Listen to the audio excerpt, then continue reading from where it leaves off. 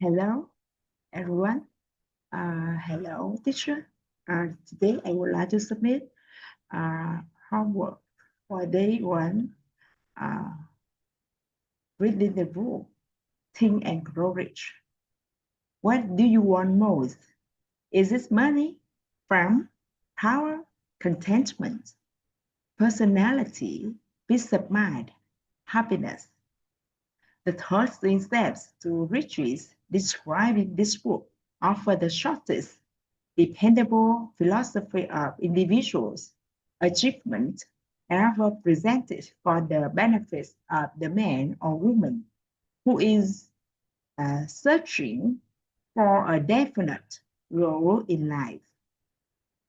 Before beginning the book, you will profit greatly if you recognize the fact that the book was not written to entertain. You cannot digest the contents properly in a week or a month. After reading the book thoroughly, Dr. Miller Reese Hutchison, a nationally known consultant, engineer, and longtime associate of Thomas A. Edison, said this is not a novel, it is a textbook on individuals' achievement that came directly from the experiences of hundreds of America's most successful men. It should be studied, digested, and meditated upon. No more than one chapter should be read in a single night. The reader should underline the sentences which impress him most.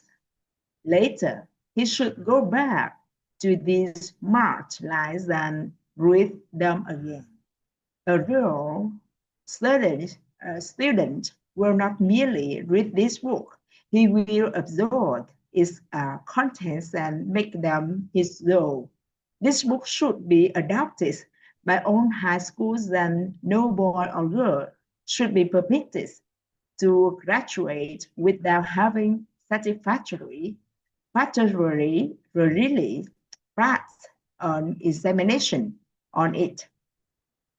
This philosophy will not take the place of the subjects taught in schools, but it will enable one to organize and apply the knowledge acquired and convert it into useful service and afterwards compensation without wait of time. Dr. John R. Turner, Dean of the College of the City of New York, after having read the book, said the very best example of the soundness of this philosophy is your own son, Blair, whose romantic story you have outlined in the chapter on desire.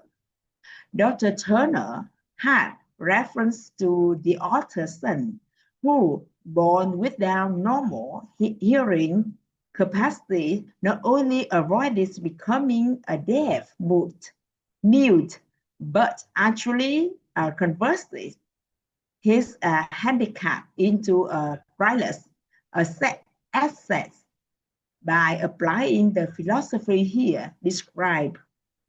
After reading the story, starting on page 52, you will realize that you are about to come into a possession of a philosophy which can be transmuted into material wealth or serve as readily to bring you peace of mind, understanding spiritual harmony, and in some instances, as in the case of the author's son, it can help you master physical affliction.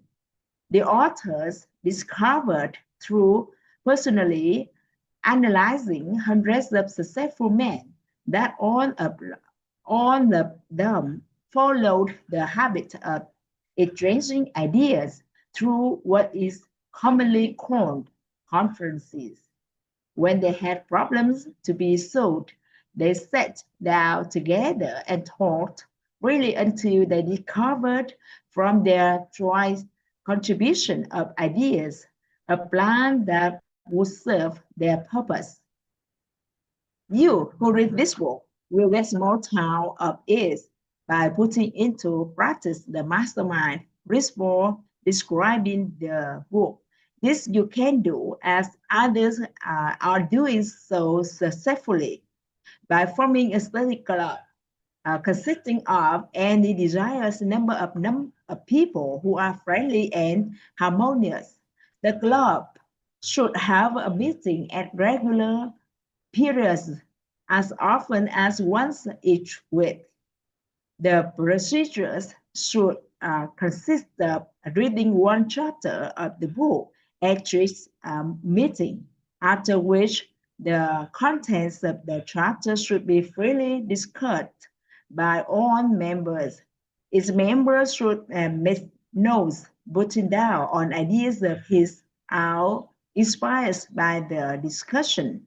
Each member should carefully read and analyze each chapter several days prior to its open reading and joint discussion in the club. The reading at the club should be done by someone who reads well and understands how to put color and filling into the lines. That's all. Thank you so much